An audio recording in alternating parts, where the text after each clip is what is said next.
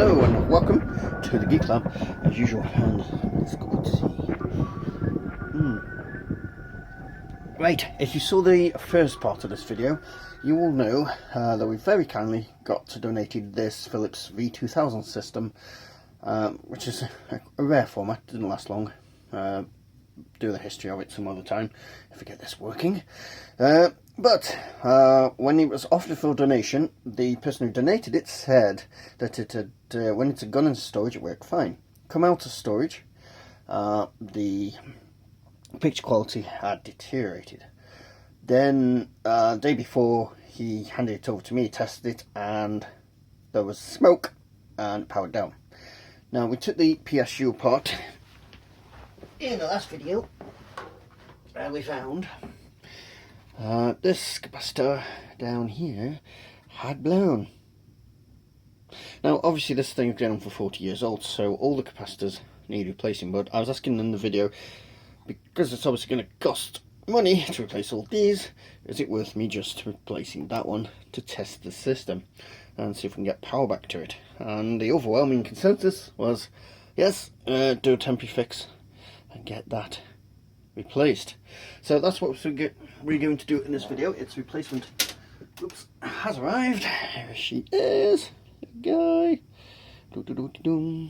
Focus, thank you. It is, hopefully, I haven't tested this yet. It is 100 microfarads, 40 volts, good. And we're going to run that thing inside it, see if it will power up. So it's time to rearrange this, get the soldering iron out, get this bugger in there. Right, enough talking. Let's get this thing out. Now one side has actually blown the solder away when it went, so that's that side sorted, and the other one is just there. Yep, so get rid of those two.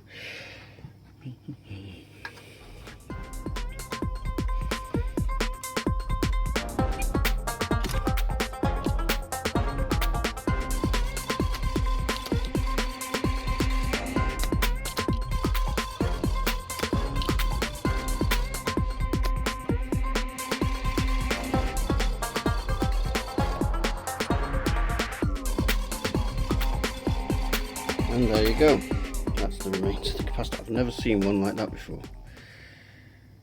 Yeah, never actually seen the inside one before like that. So, positive at this end, negative at that end, which means the positive goes in this near hole, which is the positive on this.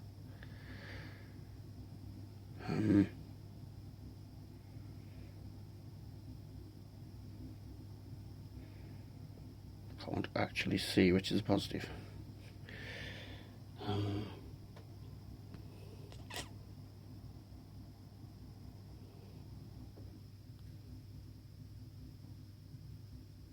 think it's trying to tell me the negative is up there.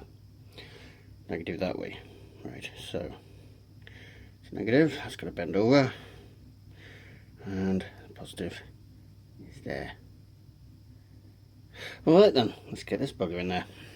Right, that's the new one installed, so let's get it back in the machine, see if it blows up. I mean, all works.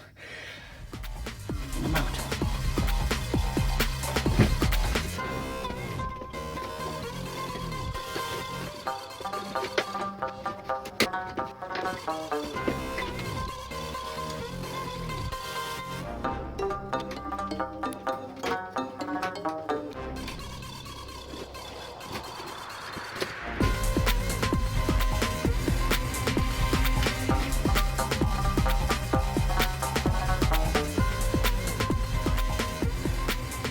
To tell you the truth, I have no idea how that goes back in. Anyway, it's not bolted in, it's just resting in so that we can see what's happening. We're now going to have to get a power cable and see if we can power this. Right, power lead and BCD just in case it does go bang. I'm actually not that confident it's going to power up fully. I'm not sure that replacing that capacitor is going to do the whole thing, but we shall see.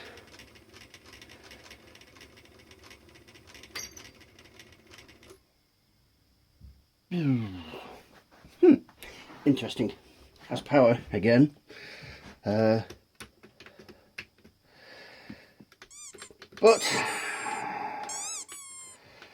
yeah, we're back to square one.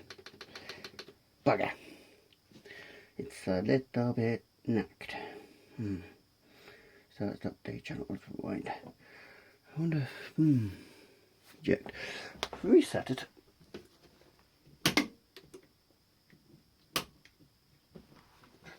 Okay. And press eject.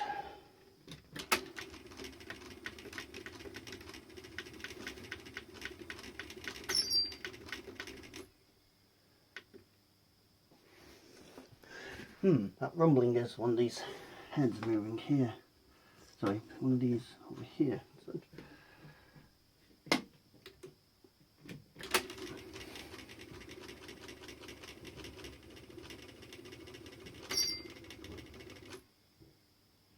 Yeah, that head there is rapidly moving against the drum. So, I'm no electrical genius at all, so I have no clue as to why it's doing this. Not a sausage. And they're very complex machines, so...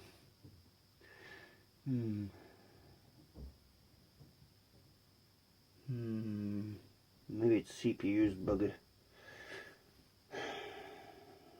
Well, I don't think it can even be an expensive clock. Don't even think it will make it as an expensive clock, because the clock don't work.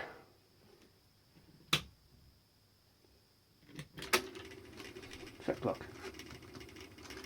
No, I have no control over it whatsoever.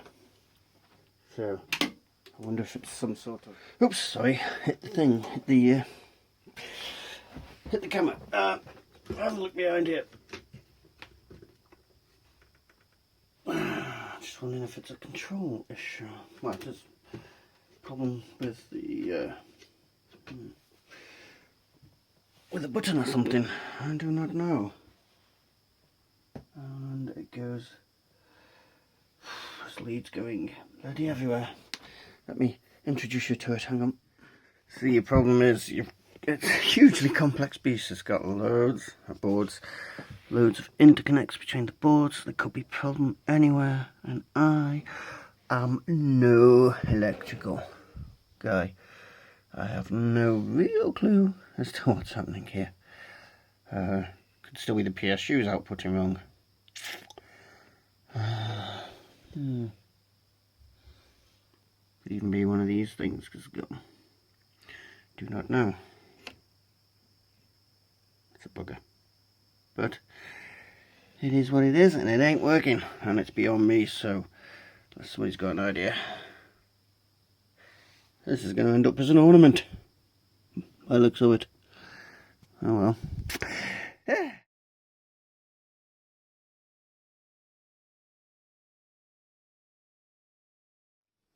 Right, just a little update for you here.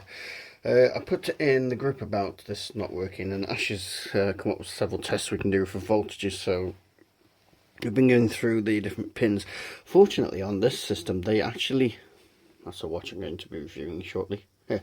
Anyway, they actually labelled the socket numbers and the pins, so that's very good design. Don't get that these days as much as I've seen. Just got lighting up here so I can see what I'm doing. Tested 3 different voltages so far and they seem to be fine, so that's a good sign. Or is it a bad sign? Because if power rail was down, it's simpler than trying to find out what's going on at that end, so yeah. Anyway, we'll keep on with this for a bit longer, see if we can get it going. Right, this is just something interesting I noticed. Plug M3, I've got that out, testing voltages, and with that out I sort of have some control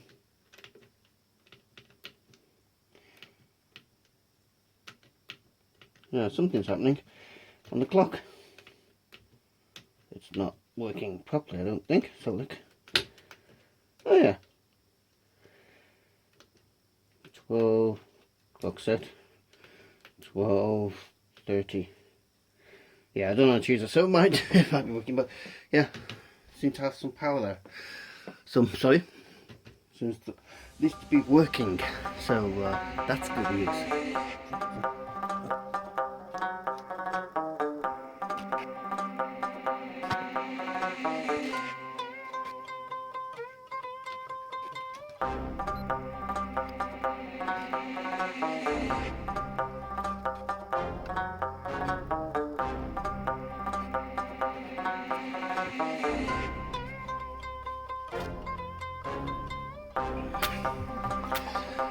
Right, hello, update for you. Turn up dancing seatbed.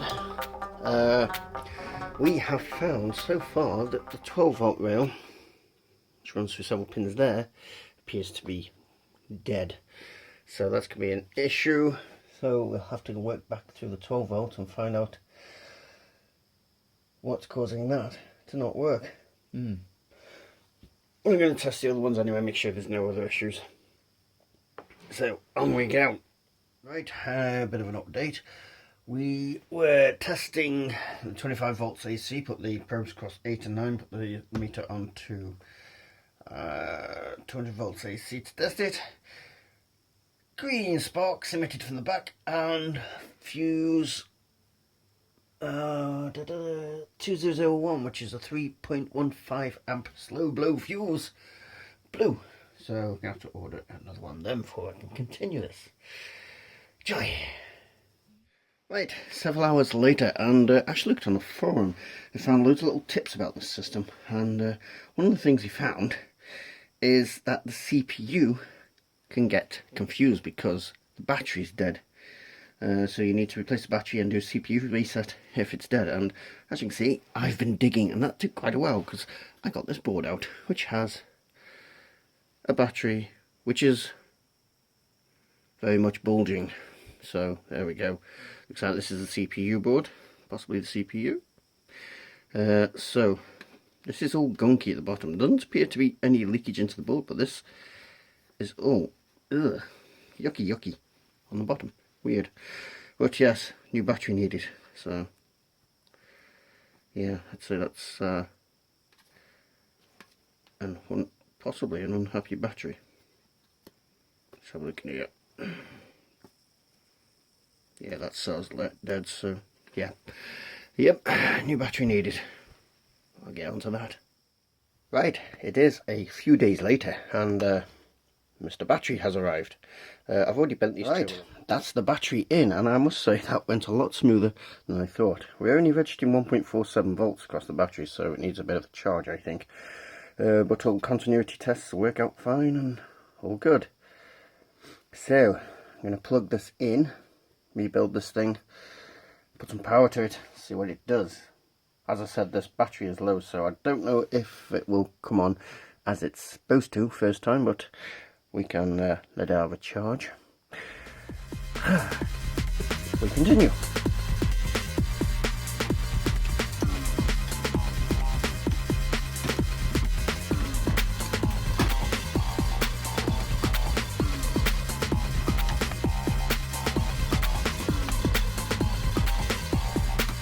Right, it's 24 hours later, and we appear to have lost some footage that we made of this. So basically, I'm going to summarise. We plugged it in with the board installed, and it came up with the same problems.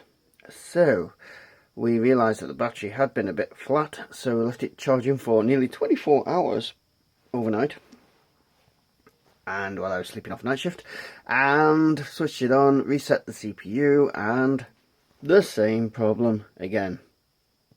Took the board out, made sure the battery has charged, and it has charged, so that's not an issue. Plus, if you unplug it, it does keep the counter value there. So yes, we don't know what this could be now. It could be stuck solenoid, stuck switch, could be anything, and it's a pain in the ass for me.